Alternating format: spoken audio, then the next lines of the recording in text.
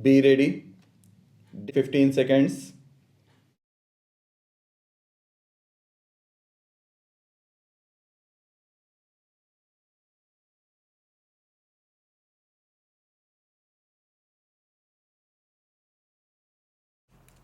Foreign policy cannot be divorced from a country's internal policy.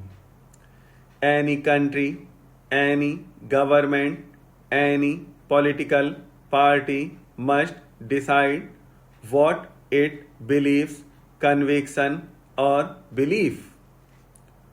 What is our foreign policy? Some people take the word non alignment and think that is the whole of our foreign policy. In a way, it is not the word non alignment but what non alignment stands for, namely that we believe in independently judging all issues. We do not wish to be tied to any group or to any country. We are today nearer to 21st century than we are to the 19th. But unfortunately, we find that over large portions of the world thinking is still very much in the 19th century. The world has changed. We helped to change it because of India's freedom movement, because of India becoming free and other countries in Asia and Europe becoming free. This has been the greatest change in the world. Although it was obvious to us that we would become free and that our freedom would lead to the freedom of other countries, this process came somewhat as a shock to the colonial powers. For some time, they seemed to be stunned by that shock, but it has not taken long for them to recover. And since they have recovered, we see another very subtle changes coming over the world, rather dangerous changed colonialism. This has actually happened in some places, and in other places there have been attempts that it should happen. Therefore, the difficulties before the developing countries are still very great, and we can face them not merely by idealism, not merely by sentimentalism, but by very clear thinking and hard headed analysis of the situation. I am glad that the seminar has had the benefit of the analyses of the various people who have spoken here about different problems in different parts of the world. I am told there were certain criticisms. We are used to criticism of our foreign policy because any independent path is so much more difficult to pursue and so much more difficult for people to understand than if we follow some beaten path. There are those who say that non alignment has not served our purpose or it has not been a success. Many of those who have been against non alignment all these years and who criticized my father and myself for trying to pursue this path are today not attacking non-alignment as such, but are saying that we are not truly non-aligned.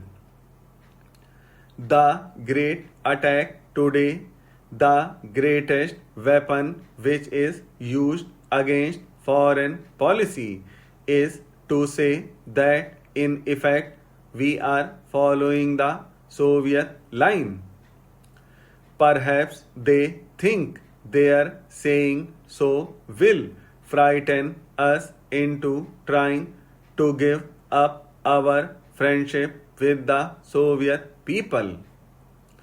Perhaps they merely think that they will be able to blow up the image of independence which we have amongst our own people and amongst the world. Let us very clear that regardless of what our big newspapers say here, the image of India is very clear outside. It is not an image of a country which follows any group or country. It is an image of a country standing or trying to stand squarely on its own feet. It does not mean that they always think we are right. Many of the countries think that we make mistakes, and on many occasions we go wrong.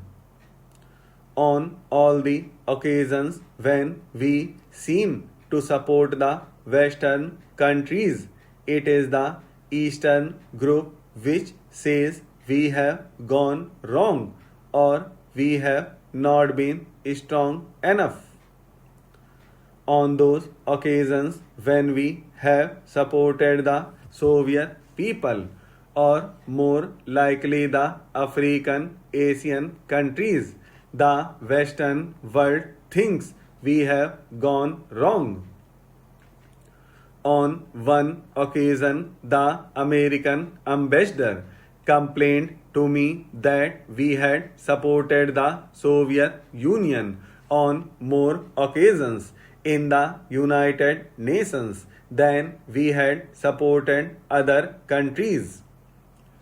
I said, let us look at each occasion.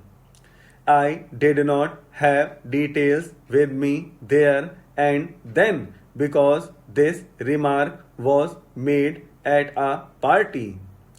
But I said, if you look at the occasions on which we have seemed to side with the Soviet Union, what do you find? Were they not issues in which India and the developing countries were vitally interested?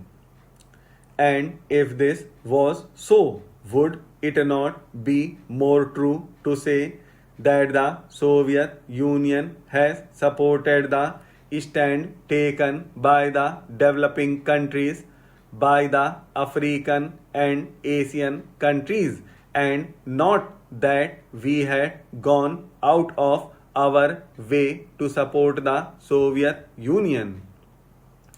Afterwards, I put this question to the Ministry of External Affairs, and actually, when we counted up, we found that it was not even true to say that we had voted with the Soviet Union on more occasions than we had voted with the other countries of the Western Bloc.